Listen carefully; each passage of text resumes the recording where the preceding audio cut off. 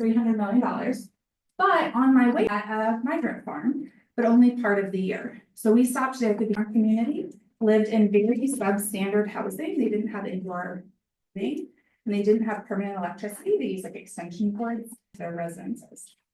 So within 5 miles, there are people living without indoor plumbing, and there's people living in homes like the one I showed. In addition to that, just a little bit north of there, actually, they will celebrate their 35th anniversary is October 26th.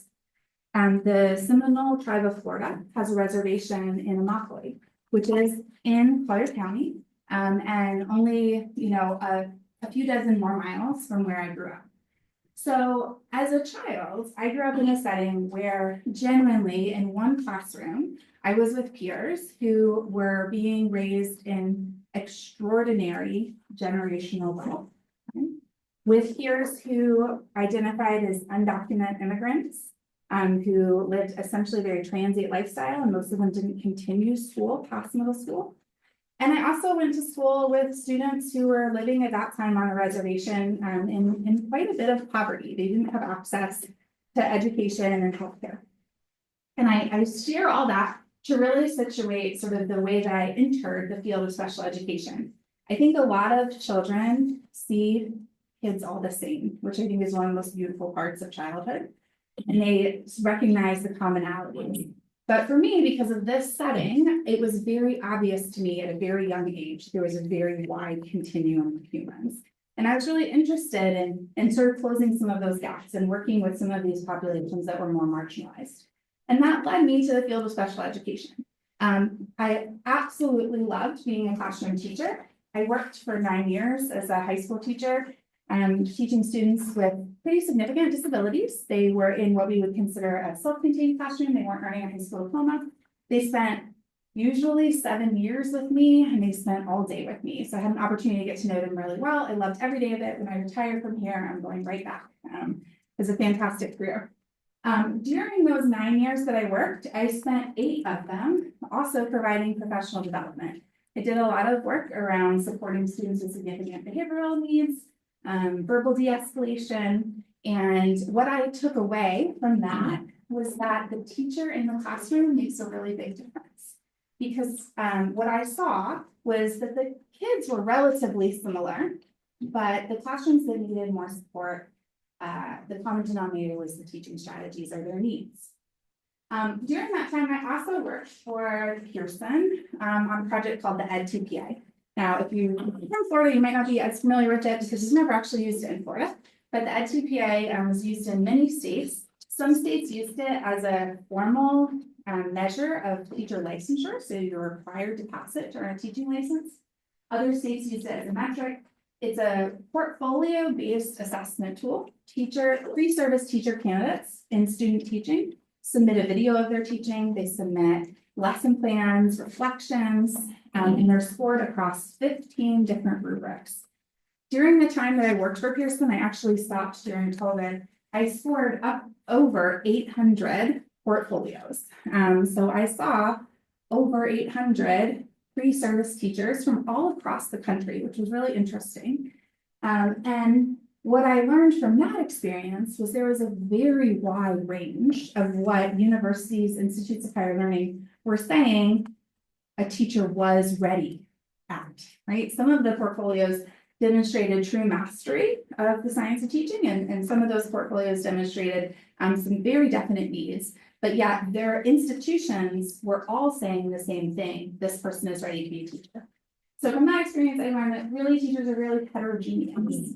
And then during my time in the classroom, I had the opportunity to work with pre-service teachers, which of course is a fantastic rewarding opportunity. I had, practicum students and interns, but because of where I worked, where it was situated, I had students from different universities. And the thing I took away from that was that how universities prepare their students really does matter for how they are able to take over responsibility in the classroom. So that's how I ended up in teacher preparation. I was at the point where I realized I was spending more time helping teachers than helping students. And I wanted to formalize that by coming into higher education. So with that introduction, I want to start our conversation by looking at sort of the landscape of what we know about learning and making some connections to teacher preparation. I also want to preface this by acknowledging that when I proposed this topic, I really underestimated how broad and wide it was. There are certainly a lot of research, a lot of study being done in teacher preparation. It's a critical topic. There's a hearing on it, the Committee on Health, Education, Labor, and Pensions, the Health Committee. That's 10 years ago now, but it sort of demonstrates the importance of this topic to us as a society, not only just as a field. And we recognize that ultimately a lot of different fields of research contribute to this science of learning and what we know about how we prepare teachers. We also would acknowledge that all disciplines have their own priorities. So of course, and in special education, we have our own journal for teacher preparation in special education. So certainly everyone is coming in situated with their own perspective. And my goal is not to give one perspective or another, but hopefully we'll lead the discussion around this. So we're going to start by looking a little bit at that broad landscape of what teacher preparation looks like. The researchers here have sort of situated this into three big buckets. So some of the research that's going on in preparing teachers is situated in this teacher preparation, accountability, effectiveness, and policies. In fact, that's where the largest research sort of globally is. And it looks a lot of different ways. So there's a lot of research being done on how you become a teacher pathways wise. What does that mean? Here in Florida, there's 8 ways you can become a teacher. So there's a lot of research being done in this domain. We also are looking at how is that reflective of policy and society in general? Assessment, enforcement, testing. I mentioned the EdTPA, looking at what does evaluation mean for teachers and how is that related to their effectiveness when they get into the field. And then program evaluation on the whole. We also have this idea of teacher preparation for the knowledge of society. So this is this broader idea of what do we look at, how does our coursework and what we teach teachers influence society broadly? And then we also, a smaller category, but certainly important, and enough so that it needs to be its own category, is this work that's being done around how we recruit and retain teachers who are more diverse, so that our teaching workforce reflects our students. So, moving through this process, we're going to look at some discussion points. And when we think about those discussion points, I want you to think from sort of 3 perspectives. So we know that in teacher preparation, we have coursework, of course. We spend certainly a lot of our time invested in coursework. We also have the relationship with our field placements and our mentor teachers. And then we have this pre-service teacher themselves. So I always use the language pre-service teacher, but referring to our students that are becoming teachers. Pre-service teachers don't come to us empty, of course, none of our students come to us empty. But particularly in the field of education, this is really relevant because everyone who ends up as a student at Florida State University has existing knowledge on education because they have been a student before. So as we think about sort of, and move through these discussion items and think about this, I want you to sort of situate it in this idea of the relationship between our coursework, our field work, and what the students bring to the conversation.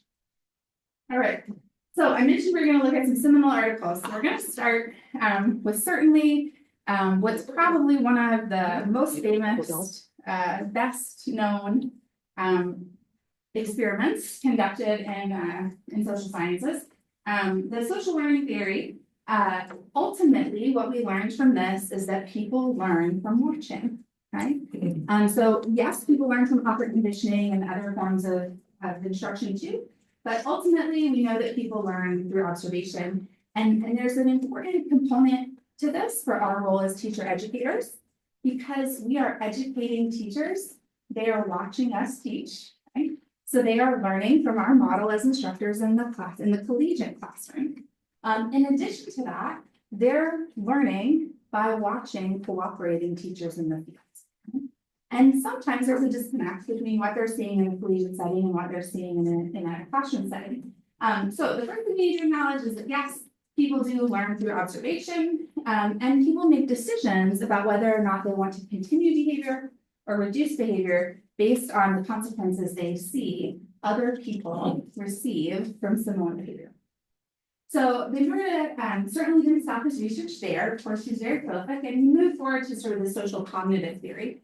And the social cognitive theory expanded on that idea by essentially saying it's too simplistic to say that we learn from watching others, because yes, we learn from watching others, but in addition to that, people have this element of personal agency, right? And that's this person's ability to sort of make sense of what they're observing in relationship to the things that they already know, the things that are already part of themselves.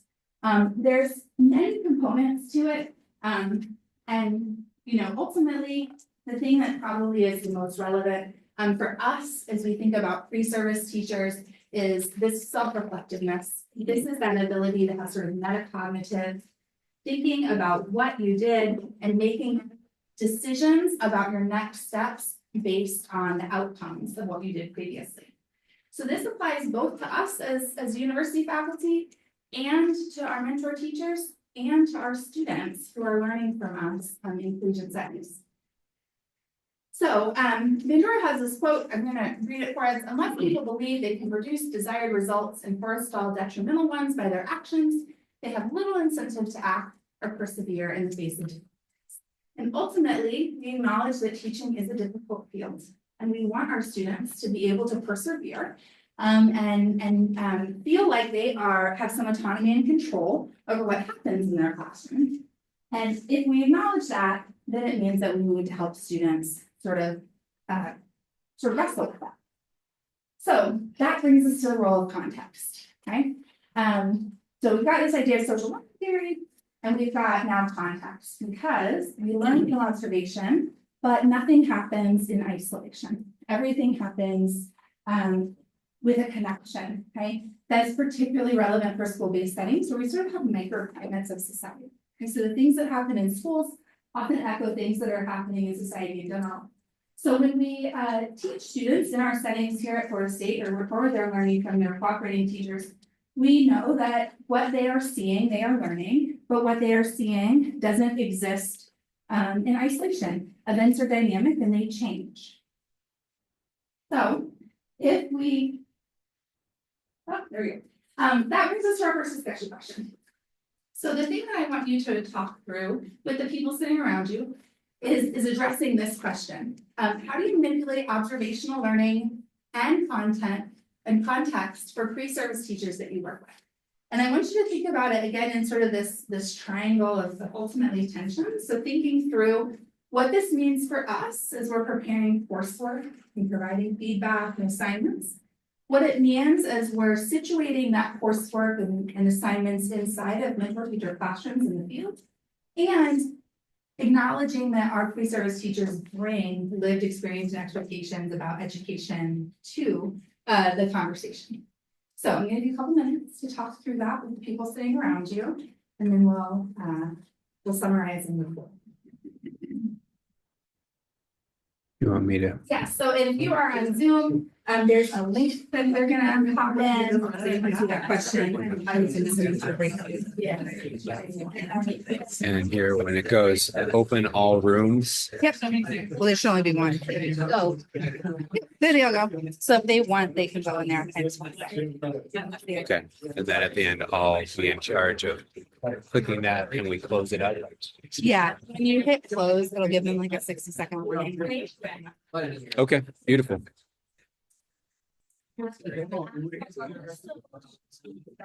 So big box of the question. They get see. Oh. Would that actually be? They just I like it. I like the rest. I mean, what's the question? Thank you.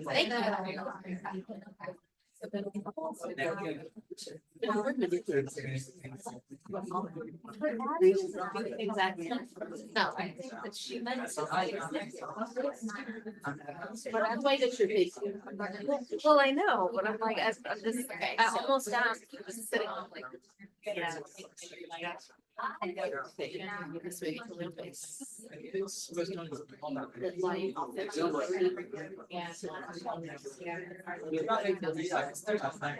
Learning scenario.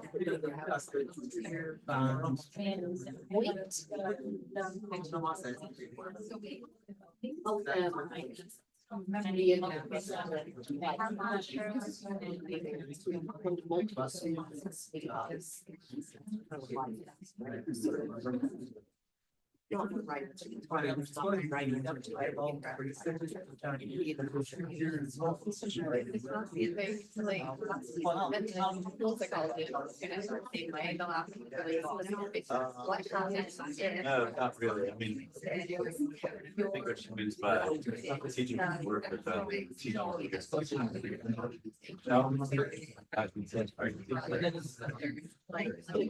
like, yeah. So trying to like. Well, okay, let me talk a little bit about what happens with the students. I think. Right, they have really, I think that's. Part of it, to think about how, what.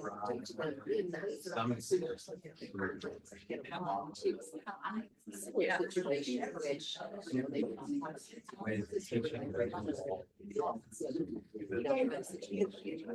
But that's the part that planet from you guys. Figure that too. What planet are you wondering? Get it? Okay, I'm sorry. This is.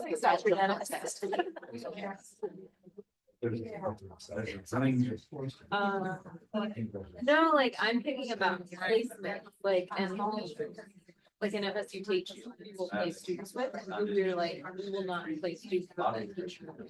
Because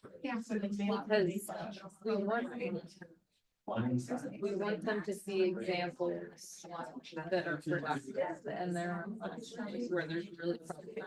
And then other courses. About 60 more seconds.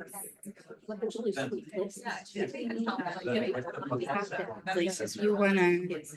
60 seconds. Okay. Although you hit, yeah. Oh. Yeah, I'm sitting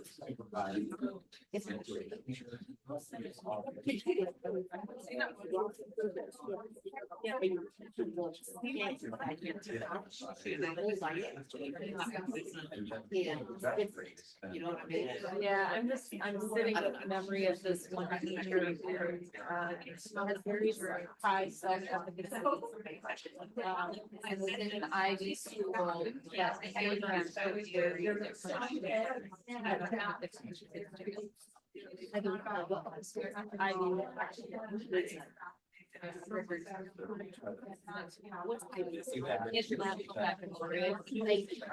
No, like, sorry. Is a predominantly black school that has segregation. Like the internet is not working. You want to, like, Right, so you wrap question. Kids like what is history like? Did any group have something that they feel like sort of a good of the group that would be worth sharing? Like anybody solve this for, I guess, my first question? We spent a lot of time talking about what you mean by manipulate. And I said, Addie doesn't make accidental uses of terms. It's Dr. McConomy. No, I think it's a strong word, and I think that we generally have like a reaction to strong words, but go ahead. Oh, I was hoping you would go. Oh, okay.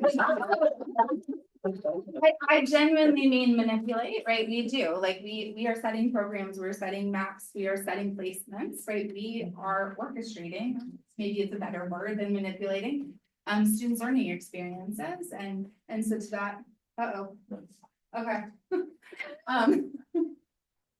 And so to that point, I do mean manipulate, right? Like we are controlling our students' learning experiences, and I think it's a privilege, but also a really significant responsibility. So we have to be deliberate and thinking through those decisions. Yeah, so I was stuck on like, when we know that there are placements where there are really problematic things happening. We try not to place students there in a way that would lead them to buy into things that might reproduce that setting. But that was not at all what my colleagues were thinking about. Okay. So my thought was to, when I think about orchestrating in the classroom, is it encouraging students to be able to generalize what we're doing? So you create scenarios, you create problems, right, that don't have a direct answer, because most human beings that you work with, there's not an answer to like, how am I gonna make this better, right? So if you can create situations in which they have to come up with different solutions, like what makes sense given the context, and you throw something else at them, right? Another component, a different variable, and they have to wrestle with that. The idea would be that that helps them hopefully be able to generalize what they learn there to a similar situation. One more thought, any other group? Yeah, I'll share. So there's such a relationship between those three, the coursework, the classroom experience, and the pre-service teacher. And, you know, we have this clinical experience, which I believe that really comes from the medical field, doing clinical rounds where, you know, folks are learning to be professional, in the medical field, go and look at a patient, and we're all looking at that one patient for whatever we're looking for. And we need to take that and apply it to our observations, and I think that we need to tell students strategically what to look for when you go into those classrooms, instead of just saying, you go observe there, and you go in that classroom, and you go in that classroom. What specifically are we looking for? And we need to be well-trained on what that means. Like, for example, I was saying to the group, the lowest hanging fruit is like classroom environment. Is it a safe learning environment? Safe to take academic risks? Okay, what does that mean? What are the indicators of that? And now go into those classrooms. We're all looking for the same thing. We're all looking for evidence of that. And then come back to our college class and share the evidence that we found in those classrooms for whatever our observation protocol is really defining. And then we can begin to apply it to ourselves and begin to look at their own teaching, take videos of their own teaching, look for evidence from themselves of those protocols. So it all needs to really be well-defined, targeted, tiered, scaffolded along the way throughout the program, and not just randomly go into the schools and come back and tell me what you saw. So a holistic approach, and a theme that I heard throughout was this idea of getting students information, giving students context. And I would argue, you know, that we can label that. It's going to be a really great transition as feedback. Feedback. And so I agree with the points that you are sharing, certainly. I do think that of course, there's a significant relationship amongst them. And when we think about what we can manipulate, what we can control, we have to start by recognizing the limitations of it. We work inside a larger set of systems, and there are only so many things we can control about our students' learning experiences as pre-service teachers. But we can control the role of feedback in their learning process. Okay, so I have, you know, sort of two questions here: the goal of feedback and how you define feedback. I don't want to put anybody on the spot. Does anyone? I have answers to have you, but does anyone want to take a stab at the goal of feedback? What are we intentionally doing when we're providing feedback? What's the purpose?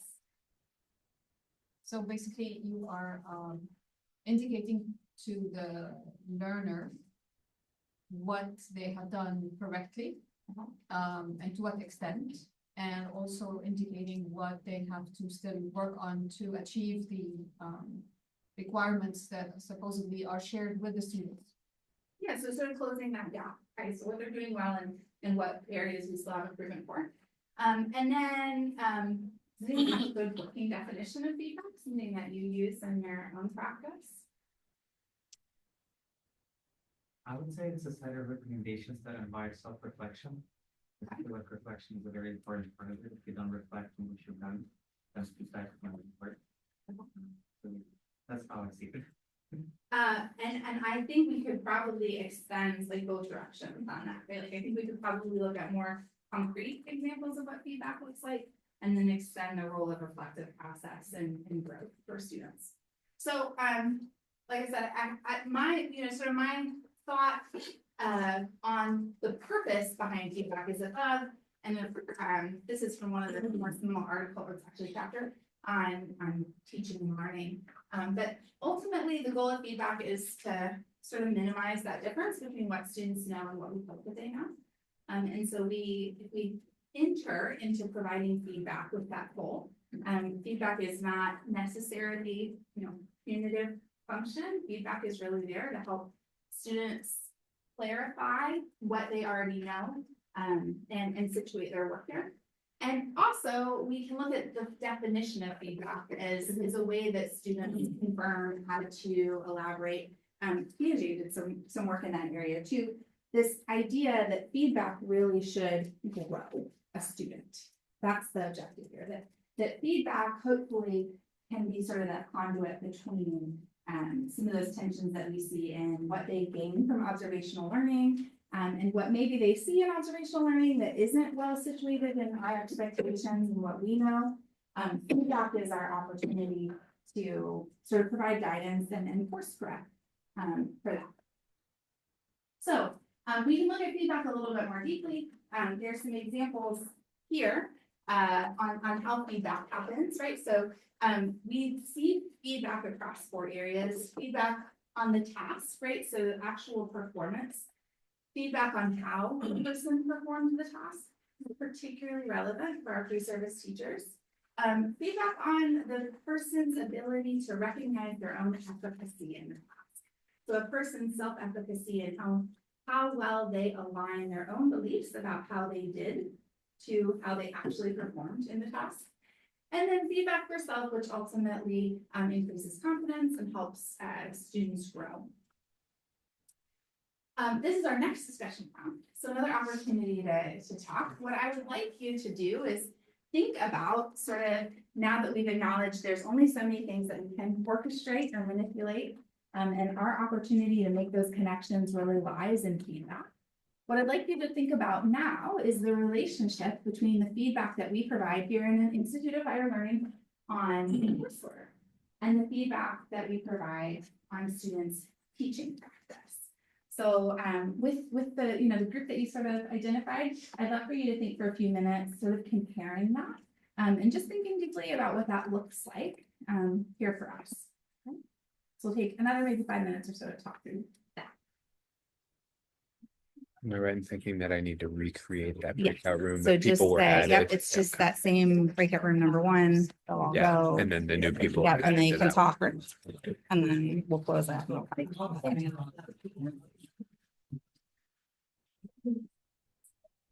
Yeah. A student dropped those off. One of Sherry's students.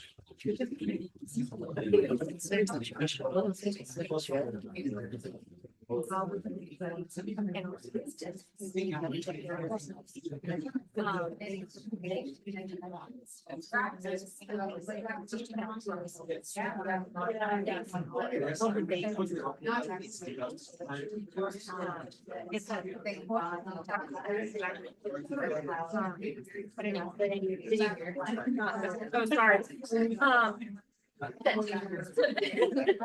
So saying in terms of like feedback, a lot of what I think about is trying to stimulate the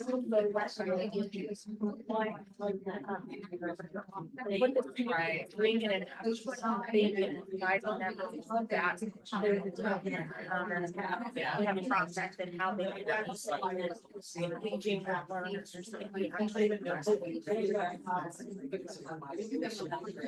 What else?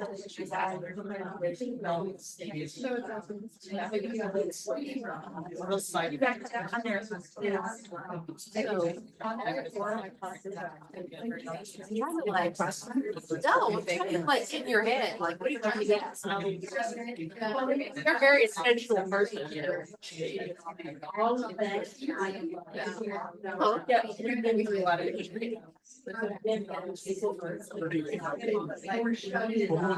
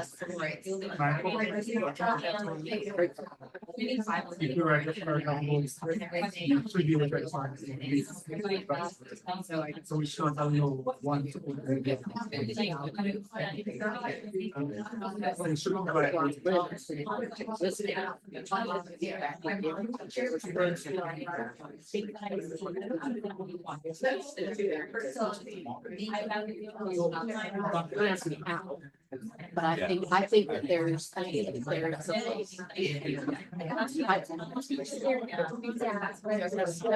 correct.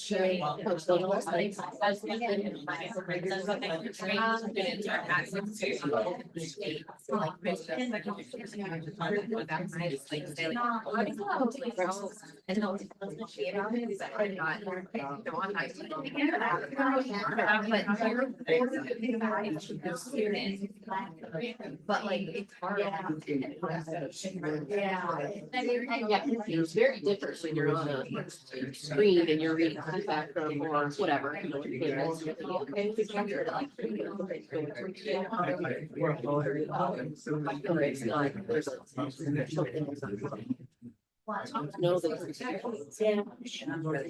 No, I feel like they're also very different skill sets. But I also feel like, so I'm remembering like a very exactly a semester where specific groups who are working on lessons in the same class, and one of them like one of the students before both of them were very active in something I had they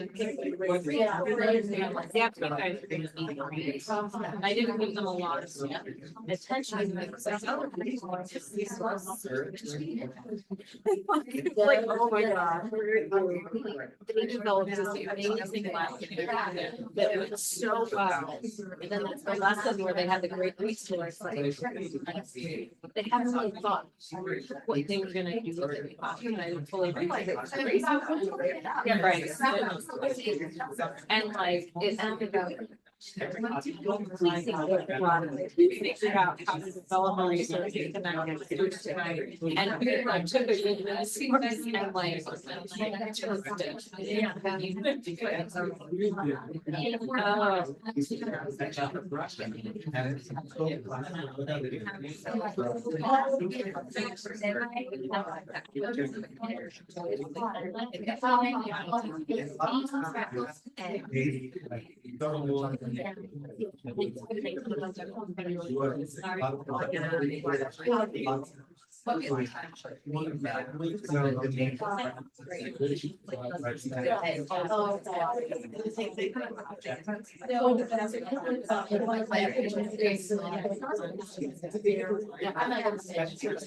I think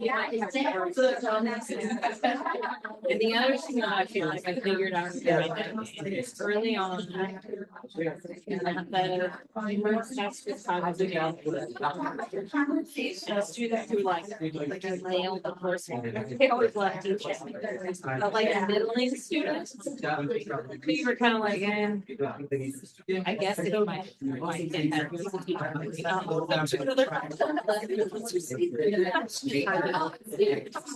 so like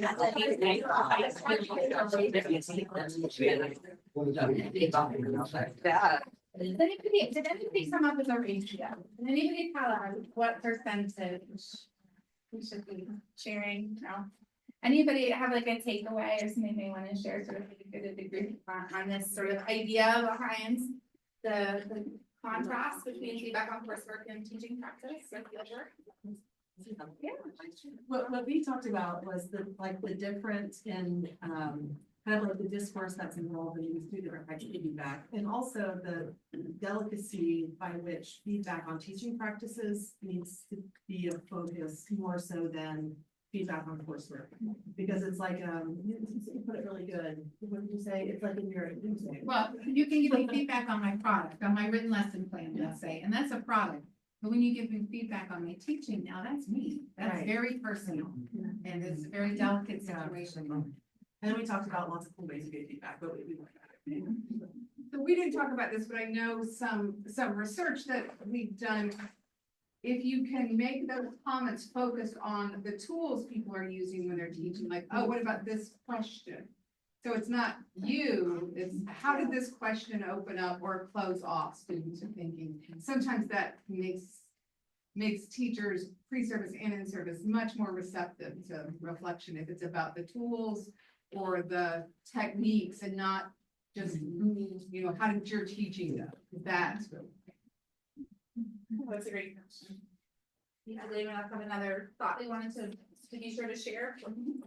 Well, I just want to bounce off that. And that one of the things that occurs to me is like, there is this, I don't know what the word is for it, but after you teach, like, you have all the feelings and all the energy, and there's like this come down period where it's just like, my brain just needs to like stare at a wall for a while. But when I think about how I receive feedback, I'm thinking from my perspective, but also from the student's perspective, immediately after teaching versus after I've had some time. And it's like, those are, you're talking to like a different version of me as a human. Yeah. And I suspect our students are no different.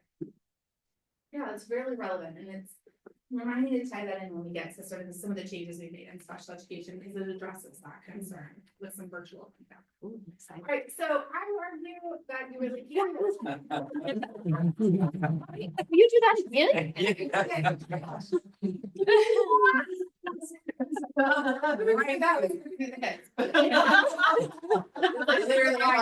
My mind is blown. All right, so I would argue that you really can't separate them if you are being, if you're being a good steward of our students' time and effort and your expertise as a teacher educator, right? So ultimately, when we sort of frame it, and this, you know, this, none of this is mine, right? So if we frame this idea of feedback under this, where am I going, how am I going, where to next? What we're talking about here is where am I going is the goal, okay? So the goal for our coursework should be the goal for our field, right? They should be united. If there's a significant difference between those, I would argue it's our responsibility to evaluate that and make a change. Because at the end of the day, we are a professional preparation program. We are preparing students to do a job, a profession. And so if our feedback on coursework is significantly different than our feedback on our teaching practices and what we see, I would argue that maybe our goal isn't the same. And we need to reevaluate that.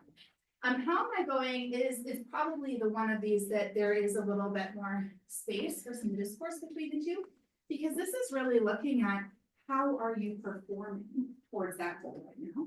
And this is certainly, I'm sure that other professions see it too, but here we have students who are fantastic students, right? They do a great job with coursework. They're invested in school. They love school. It's a fun part of why they're becoming a teacher. And sometimes it's very challenging for them to receive feedback on teaching practice because they are used to being very good at school, right? And so there's sometimes a disconnect there because how you're performing on your written coursework and how you're performing in your field can have some differences between. But again, I would argue that that's our responsibility as university educators to narrow that gap, because ultimately what we're asking them to do in the course should be reaching that same goal of what we do in the field. And the where to next, similarly, the goal here is to produce experts in education to become the next generation of teachers. That should be the goal for your coursework and the goal for our fieldwork. So I would argue that you really can't sort of separate those two out with a line between the middle. And we have to think about how we're providing student feedback to our students that encompasses both. All right. So the next thing I want to address is what we know about mentoring. So we've talked about, we learn from observation. We've talked about the role of feedback for our courses and our students learning in fields. But there is sort of a third triangle there, in our process, and that's the role of classroom teachers and those mentor teacher classrooms, okay? So what I have, for us here are sort of prioritized responsibilities, for mentor teachers, cooperating teachers. So before we start this discussion, we just want to make sure that we're all sort of situated around that vocabulary. What I'm referring to are the teachers that are practicing teachers, so they're kindergarten through 12th grade teachers in schools who are hosting students. So they are coming into their classrooms and doing the work of a teacher under their guidance. Those teachers host students from the very first semester in teacher preparation programs, where they're very genuinely novices. They're there for observing primarily, all the way through student teaching, where we presume that the student is taking over the classroom instruction for 6 weeks, 8 weeks, and things like that. So those mentor teachers is who these responsibilities are for. There are 4 discussion prompts, so we are almost there. This is 3 of 4. So what I would like you to do is think through, I'm going to ask you to rank them. I'm going to ask you to say, they are all important, okay? We're not scratching one off the list, but I'm going to ask you to establish 1, 2, 3, 4, which one do you think should be a priority first, second, third, and fourth? Okay? Yes. So a priority in terms of their commitments to the previous teacher, because that's just one of the things they're doing. So I'm glad that you brought that up, because that's actually this third one here. The demands of the workplace learning for their own students is also there. So that's a question for your group to sort of grapple with. Where does that priority? Because that is certainly another compounding variable to this, right? They have their own students in their classroom and they are responsible for their learning. So multifaceted. All right, so we'll take a couple minutes, try to rank them, see if we get any hot takes and hot debates. What case? It's bagels. Bagels, okay, you're right.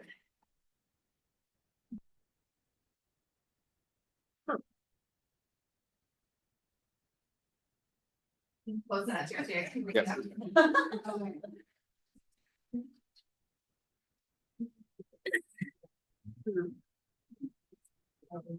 I would say, as someone who tries to help previous teachers connect coursework to classroom, I'd like to say that I don't think that's the first. The top part, it's about the fact that. Wait, number 4, no, number 1, right? Or number 1, yeah. That might be number 4. I've put it last. Yeah. I had 3 as 1, but I had 4 in second. Just because I feel like if I'm teaching, my responsibility is first to my students and second to a part of. What about 2? Number 3. I agree.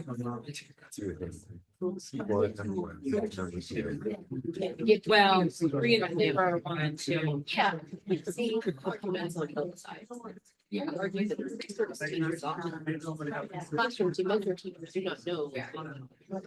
Right, exactly. Yeah. So for them to be able to.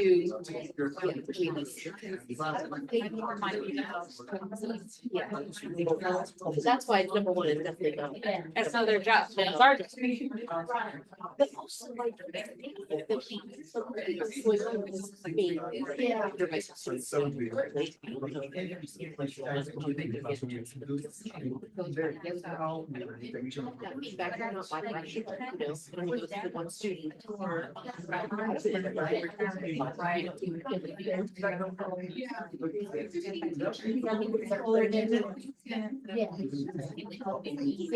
All right. I'll be in touch. See you later. I think an unrelated aside. Yes, it might be transcribed. Meeting.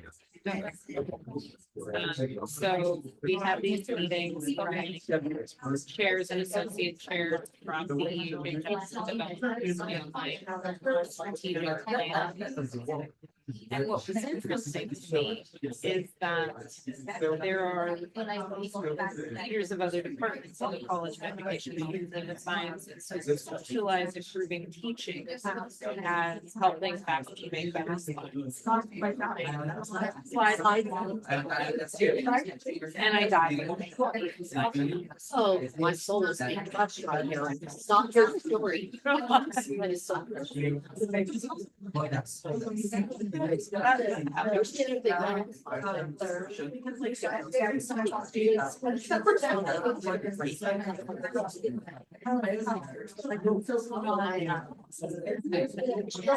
Because I too want to grasp the programs, but it doesn't have. It's why we need second. You need like a profile. To incorporate linearity. Better to get for Yes, Sam says at 95% music. I'm like, what do we use 5%? It's got 100% of recess. Or maybe 98.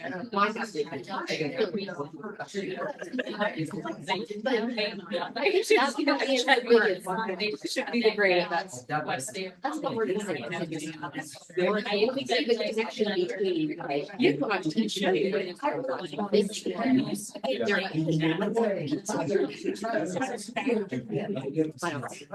was shocked. He had no visit. Yeah. She doesn't know what a percentage is and what we're in here. Those are his current grades. He's 5. He's 5. He's got a 98% in 95. His lowest grade is in music, but math and science are going wild.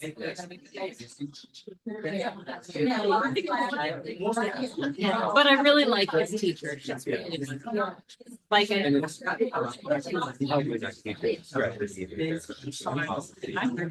I would imagine that most kindergartners, when they're like, you need to give students out there, just let her grade percent. It's a very good percentage. But they were like,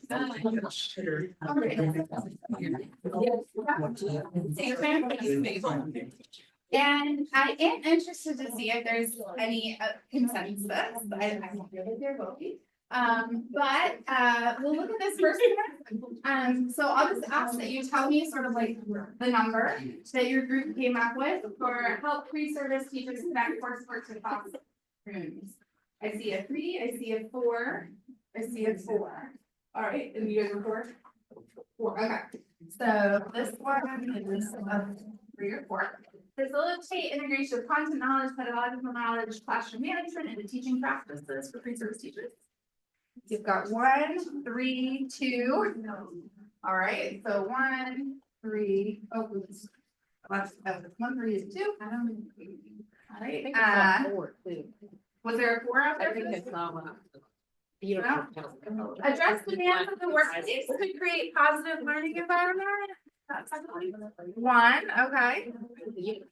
Also 1, 4, okay. And a 2, all right. 1, 2, 4. And then competing priorities, addressing that. 1, 2, 4, 2, 2, 2. All right. So ultimately, hopefully, one of the things that I hope you take away from the conversation is that I don't think any of us would want to take any of these things out of the list. Right? I think we would all agree that these are important priorities for our mentor teachers. But the way that we prioritize what our mentor teachers are doing for our pre-service teachers in the field varies.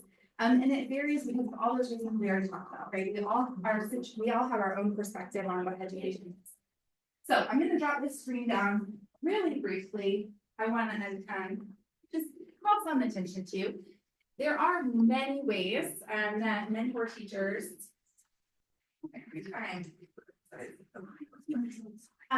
There's many approaches to mentoring. This is actually a really interesting study. It's out of ADRA. Two parts, really, really well done. They looked at extensive literature, like 1,500 articles, looking at the different ways that we mentor pre-service teachers. And they were able to sort of group those across these four. That personal growth is exactly what it sounds like. That's this idea of allowing a pre-service teacher to teach and having some reflective conversations, some supportive mentorship, but really allowing that pre-service teacher to do quite a bit of sort of the driving of the reflecting and learning. The situating learning mentoring approach is based on the idea that the mentor teacher is the expert and that the student teacher should be learning and taking away from their role as an expert. Core practice mentoring approach is this idea of what you see you do. And so following and sort of seeing really explicit models of teaching and then kind of mimicking that and doing almost exactly what your mentor teacher is doing. And this critical transformative mentoring approach, it had the least number of studies in that category. And this was really looking at this idea that we accept education as an area that needs constant and iterative improvement and growth. And we can address that through the mentoring of the next generation of teachers. Right? So we've looked at the roles and responsibilities of mentor teachers, and now we look at the different ways that mentor teachers approach their work. And we recognize there's tension between these, right? And I'm sure all of us sitting in this room, you probably have one of these that you would prioritize for your own students. There's probably one of these that you think, oh, that's the way that I want my students to learn. That might not be the way that the mentor teacher your students are placed with intends to mentor. And that's something that we need to be aware of. And it's something that I'm hoping that some of the changes we're making in special education will address. So the last piece we're going to talk about before we get to some of the changes that we've made is this faculty role in research and teaching. And this is an area that there's so much work to be done and there's so much to learn. When I think about the ways that faculty engage in teacher preparation and Institute of Higher Learning, I think about new knowledge in the field, right? I see it as just an absolute privilege to be able to work with people who are genuinely creating new knowledge in your own field, in your own areas. Certainly a component of that is disseminating that research, right? Because new knowledge is certainly only helpful if people can utilize it and access it. But we have this duplicitous role. We also need to make sure that we are teaching that new knowledge and that we're incorporating it into our classroom. The best way I thought to sort of share that content was through an example. So many of you know Dr. Jenny Root. She was my advisor when I earned a PhD here at Florida State. And I'm going to use an example from her work to sort of translate this idea of a university member's role in higher education and preparing the next generation of teachers. So first, we acknowledge that there is a priority and responsibility to create new knowledge for faculty members in a university setting. And so in the example I'm using, Dr. Root was able to access federal funding to work on developing the best way to teach mathematics to students with disabilities. Right? So this is that process of developing new knowledge in the field. Of course, it's disseminated to peers, so that information is shared through journals, right? But in addition to that, because of our unique role in teacher education, we also disseminate it to practitioners. So in this particular example, Dr. Root's creating new knowledge in the field of educating students with disabilities in math, but she's also developing a curriculum so that teachers will be able to access that content. But we have a role here in the university sort of system of that too, and that's incorporating that into our coursework. So in special education, as part of this sort of line of research, we've added a class for our students on mathematics for students with disabilities. So we can sort of see there's a thread tying all of those roles and responsibilities together. All right, so in the interest of time, we'll skip the last discussion question. I appreciate everybody's participation in that. And this is really, there is no answer, right? But this idea of recognizing that faculty have multiple responsibilities in a school of teacher education we're certainly unique in that, we are a field where our students are watching us do the thing that we are teaching them to do, and so capitalizing on it. All right, to that end, I want to wrap up with some of the ways that the special education department is addressing some of these concerns and problems and things we've talked about. So I first want to add the disclaimer that we've been doing this since fall of 2024, which is like 6 weeks. So it's a little new. And I did, I'm Ashok, very generally, I was speaking with one of my peers yesterday. This is, this is a collaboration, this is the process. This is not the end, right? This is something that we are hoping to continue to grow. But we're looking to address some of those concerns that we talked about. So this is one of probably thousands of quotes from pre-service teachers that exist in literature. Most meaningful aspect of my preparation as a future teacher had to do with the opportunities to practice teaching in a real-life classroom with the right kind of mentor. And I chose this one intentionally because of those last 4 words, the right kind of mentor. That is really important to me professionally. I mentioned at the beginning sort of how I got situated in this work. It is both my personal and professional priority to improve the landscape of teachers in the state of Florida for students with disabilities. And I see that work only possible with genuine partnership with our cooperating teachers, our mentor teachers in the field. And it's certainly well documented through research that what students see and what students do in the field oftentimes sort of overrides what they learn from us in a collegiate setting.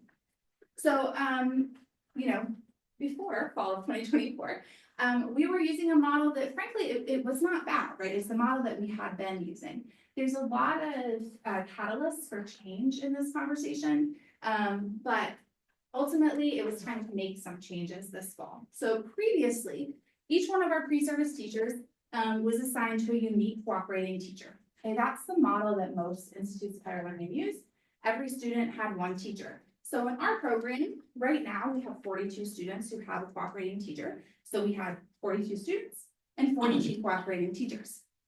In the field of special education, our teaching force represents about 12% of the workforce. Leon County Schools has about 2,000 teachers. So about 245 of them are special ed teachers. And we were utilizing somewhere between 20 and 25% of all of the special ed teachers in Leon County, right?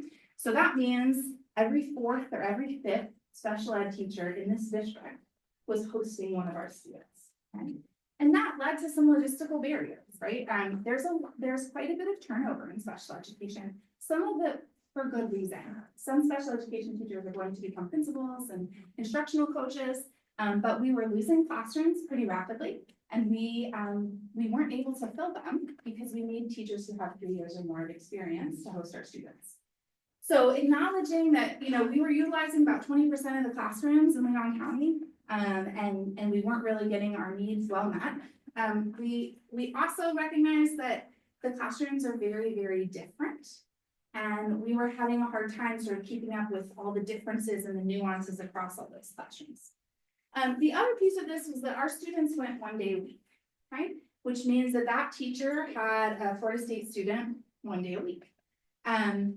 What that meant was our student wasn't having as many opportunities to engage with the K-12 students as we wanted, right? Based on all the things we already talked about today, we know how important that is. Ultimately, those teachers, they were only having sort of an extra set of hands 1 day a week. So they couldn't assign a reading group. They couldn't assign a math group. Our students were coming in and observing. So we wanted to change some of those things. So we went to this idea, Feather Mentoring Initiative. Fun little acronym, thanks to AI. I did try on my own, Denise can tell you, but so ultimately, we are really looking for a very specific type of mentor is really what it came down to. We were focusing on existing special education teachers in Leon County who were very problem-solving oriented, who had a really good deep understanding of the context of their school so they could balance advocating and collaboration. We wanted cooperating teachers who, when a student came to them and said, I need to do a project, I need the student to have this learning profile, the teacher said, well, they're not in my classroom, but we can find one. Instead of, we don't have that. And we also wanted to make sure that these were people who were really invested in the future of special education. So with all that, in mind, we sought out a small group of mentor teachers. They have promised to have one of our students in their classrooms 4 days a week. Okay, so they have, and it's of course reciprocal. That means they have help 4 days a week, and we have a site for our students 4 days a week. They work with our students to make sure that all of their assignments can be met somewhere in that school building. Of course, special education is very heterogeneous. So if we have Florida State students who need to work with a student who is decoding, and there's no one in their cooperating teacher's classroom, that cooperating teacher can help them find someone on campus to work with. And we recognize that they are absolutely critical to the work that we're doing here on campus. And to compensate that in a small way, I worked with Kevin Darrenberry to secure $1,000 annually for the mentor teachers who are working with students. So what that really looks like for them, and this goes to that piece about feedback for them. What this means is that these teachers, these mentor teachers, are seeing students across the entire range of development. So they're seeing our first year students, they're seeing our master's students who are about to go into STE teaching. They have an additional set of hands in their classroom, right? They have consistent support 4 days a week from a Florida State student. So they can assign reading groups, they can make a breakout group. And they have good access to us as a faculty because we are working with a much smaller group of people. Ultimately, I'll talk more about that. We are implementing GoReact to provide that feedback. I think you have an excellent point about when we observe a person and then immediately after the lesson, we say, great, like come stand out in the hall with me, let's talk through it. This option allows us to, one, complete observations at any time, right?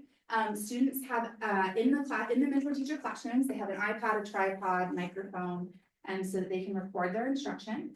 They post it on GoReact, and then that allows some real genuine feedback from the course instructor, which is helping that relationship between coursework and fieldwork. Before this model, the feedback on what was going on in the field was coming from a practicum teacher. So the feedback on field was related to a special course just for field. Now we're embedding that feedback across all of our content classes. There are some practical benefits too, of course. And so some really neat things. Several of our mentor teachers are graduates from our program, which is really cool. They are really invested because it's very full circle for them. In addition to that, they know our program, they know the rigor that we expect of our students. Most of them have done the assignments, so there's a lot of familiarity. The other thing that's really beneficial is that this system means that this year, instead of supervising 41 classrooms, I'm supervising 12, which means that I can genuinely know those teachers in those classrooms. We talked about how context is very important. Context is just fundamental in special education, and this allows me to be in those classrooms and see the students and see the environment and the setting and all the adults who support learning. There's some other practical benefits. That's my route when I go visit everybody. It takes 1 hour and 37 minutes and 46 miles to make it through 7 schools. And honestly, I can do that pretty easily in my work day. And because the teachers have committed to having an open classroom, I can stop in at any time. That's part of our agreement. So I'm able to pop in for 10 minutes or stay for 30, depending on student need and mentor teacher need. The other benefit that we've seen already in this is that there's a lot more flexibility when we need to change a placement. That's certainly never ideal, but as we think about context, we think about observational learning, sometimes we do need to make a change. And with this setup, it's really easy for me. I just move them to a different classroom on a different day of the week, which has really allowed for continuality in our education for our students. They don't have these big pauses where they have to wait 2, 3, 4 weeks for another cooperating teacher to be identified. Ultimately, what we're sort of thinking about moving forward, we submitted a university-wide tech grant. I mentioned those iPads and tripods. That is those are piecemeal together. So we've written a grant to get some more stable technology for that, some better cases for those iPads and those kind of things. We're hosting a social event for our mentor teachers. And I'm optimistic that they will all come to the Torch Awards in the spring and have an opportunity to engage with other faculty. Ultimately, where we like to take it is working directly with the mentor teachers when we're thinking about coursework assignments. I would love to invite mentor teachers to campus to host seminars and work with our students. We also recognize that we have an obligation to provide professional development and help close those research to practice gaps for our mentor teachers. We want to do that. And I'm always open to collaboration in the field of special education. So, you know, if this is a spot that people in a tenured position would be interested in researching, I think that could be really exciting too. The last point I want to make is I mentioned in the title, and it uses the word synergy. I know that can be a slightly overused word in the fields of education, but I really couldn't think of one that captured it better. Ultimately, the relationship between research, coursework, and fieldwork is synergistic. Every part of here is an important part in its own right of a boat, right? A sail, steering, the hull itself. You certainly couldn't be successful without any one of those parts. But you can accomplish so much more when you have them all together. And I do think that we have to move past siloing research, coursework, and fieldwork to support our students. All right, that's what I have. We have 15 minutes for questions and kind of open discussion, and I hope that goes. There's a lot left.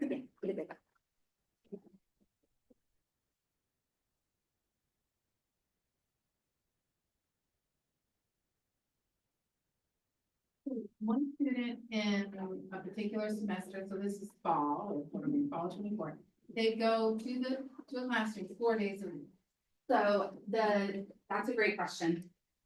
The mentor teacher posts a Florida State student 4 days a week, but it is a different student. Okay, so they So- a fall 1, a spring 2, Exactly. or, you know, fall 3 or whatever. Right, so in our program, our master's students in fall 3, they go 2 days a week. Everybody else goes 1 day a week. So some of these mentor teachers have a total of 3 students, and some of them have 4 students.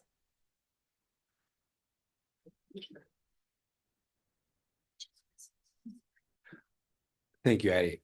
Fantastic presentation. I really appreciate it.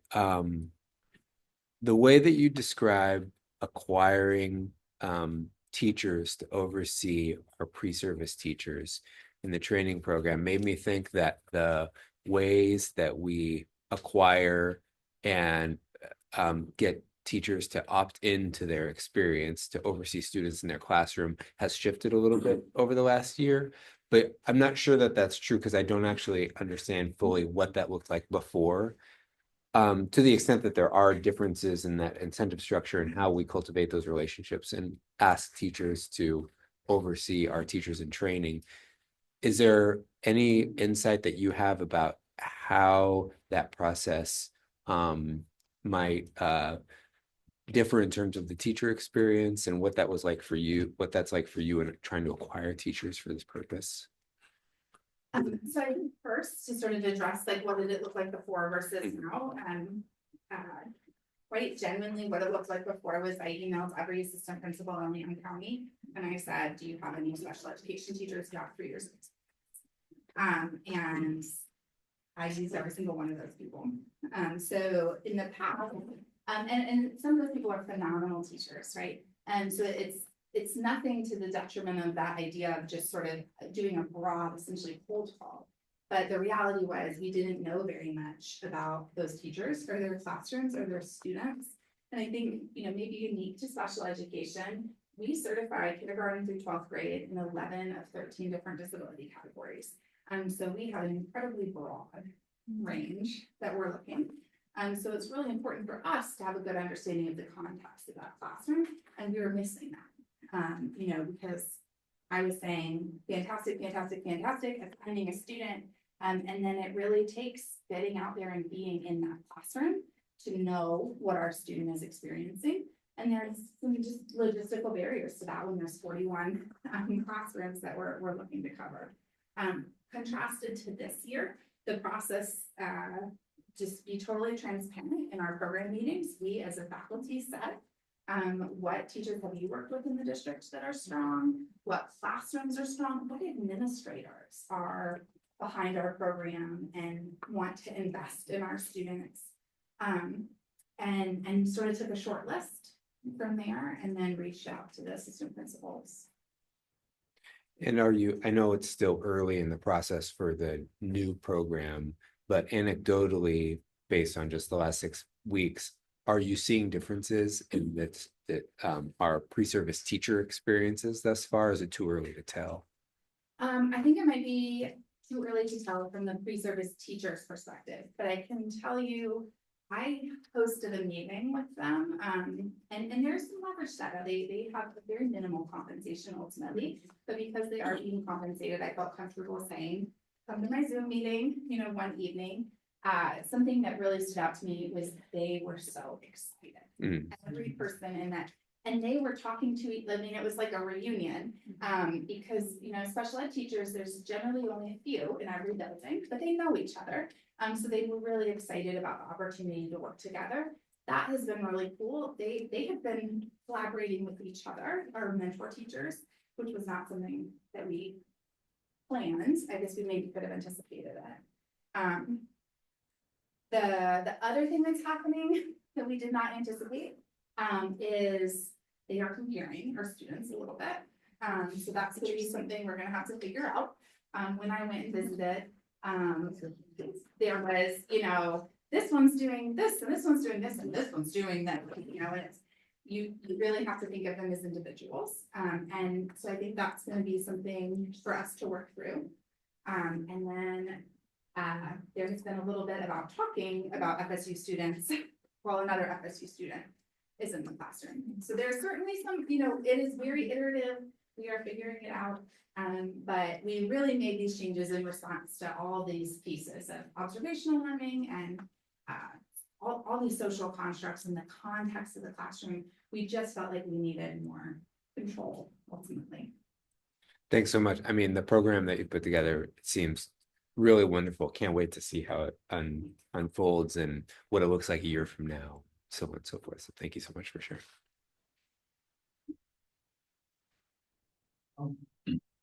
My question is, are we able to track the pre-service teachers who finally graduate and go into the field? Are we able to track them to know whether the opportunities we are creating for them to experience all these activities to go into the field and practice? Are we able to track them to know if they're actually putting them into practice? Because I've observed in a lot of classes, okay, let me not say a lot, in the classes I've sat so far, that when we are discussing about these experiences and instructional strategies that are created as new knowledge that appear to be beneficial, it appears that majority are seeing them to be alien, like they never experienced it in the classroom. But these knowledges were created long back, most of them, and we are discussing them now, which have been practiced outside, and we know that they are beneficial. And we expect them, and we are creating opportunities for pre-service teachers to go outside there, practice that, and also learn that. When they finally go back into the field, are we able to track their activities to be sure that all those things are being incorporated? So first I want to acknowledge, I love that you're thinking about that idea of, just because we're teaching it doesn't mean we're doing it, essentially. And I think that's really important as we do the work of education in general, right? So thinking about that. To directly answer your question about longitudinal data about teachers, we do track that. Florida State does keep that data, and we report it to someone. Because I feel State of Florida. The state of Florida. We do record, our graduates, entry to the field, their position in the field, how long they stay in the field.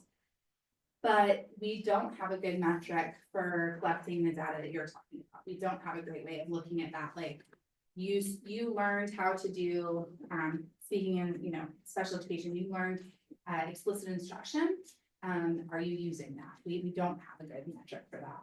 We were, at one point, following, our pre-service teachers in terms of BAM data, so it's end of year data, typically on mathematics or, language arts. But that doesn't tell you how the teacher teaches, it tells you how the student learned. From that, you're supposed to make some inferences, but statistically, that's a mess. In FSU Teach, I wish my colleagues were here, we have an induction program, so it's not evaluative, but when students or graduates are struggling or want some help, or after the first year when they can have a breath and they can start to think about changing their instruction, they reach out for assistance. And sometimes people will either go and watch their classes or watch them on Zooms or just talk to them in the evenings to try to support them in doing more innovative practice. But the state of Florida doesn't care about that. They care about students' achievement on scores, but right now they haven't parsed it in terms of teacher behaviors. And that program is phenomenal. They do a summer conference, they bring the teachers back. Like it's a really wonderful, very holistic way to look at a new teacher's experience and the relationship they have to the university. So it's a fantastic model. Maybe in 5 years we can do that too, Lindsay. We'll see. Yes, we can, Addie. But it's a great model. It is. A question from the chat online from graduate student Adjua in the reading ed area. Are the videos collected being used to create examples for future reference, referring to the videos that are being collected in practicum situations? So students do collect videos. The videos that they collect include student data, so K-12 student data, which is protected information. So while we do certainly use it in a classroom setting to provide feedback and hopefully for student self-reflection, outside of that, we don't use those videos for anything because it includes those K-12 students. Got it. We have about time for like one more question, if there's one more question. Just a comment. Or comment, yeah. About your thoughts regarding how to spell out the amount of time that the students are spending in the observations. You mentioned that obviously that's significant and it matters that they're more often in the classroom, but right now the cooperating teacher is working with more students, but the person is still going 1 day a week, 2 days a week, and then maybe one student teaching. Is there a plan for like increasing that 2 days, 4 days, and then student teaching or more often? No, there's not. There's actually, I feel confident saying as a special education faculty, we feel strongly that we want to protect our time in the field. And this is not a move at Florida State. As we look at the many ways that the state certifies teachers, we need to work very hard to justify our field hours, I guess is how I would phrase it. So we are not in a position to add additional field hours. We are in a position to very clearly explain why the field hours are essential and so that we can keep the field hours that we have on our maps. And we have to be careful, the assumption that if some field hours are good, it's not a linear relationship necessarily. So at some point it peters off. And so having deliberate activities for pre-service teachers to do during the field and giving them feedback, sometimes that can be as important as more field hours, like making them high quality field hours. Rob, do you want to comment? Sure. I just want to say, like, this idea to collapse students into one classroom. I think all the greatest ideas and innovations in the world are totally obvious, but only after they were created. And I think this is one of those. I appreciate that feedback. I in full disclosure, a big piece of this was this is my second year on the faculty, and last year I was looking at, how do I see 41 classrooms? So I think it's a component of that, invention, the mother of necessity piece of it. Because I certainly want to invest into it so that we see additional benefits for our students, but there's frankly a logistical piece of it too, so. Thanks for making everything better. Yeah. So thank you all for coming. Let's give Addie another round of applause. Just real quick, please mark your calendars for November 22nd. That's our next colloquium. We're actually going to have an outside speaker, Dr. Jamie DeCoster from the University of Virginia will be here. He is a colleague of Dr. Cabell's, and so we were able to make that connection there. So that one should be extra way cool. So we hope you can come on the 22nd. And please get a bagel, whatever, on your way out. Thank you.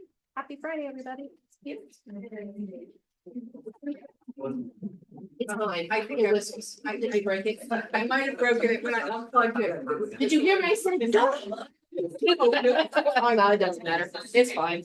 It does make that weird whistling thing. I know. Not, yeah.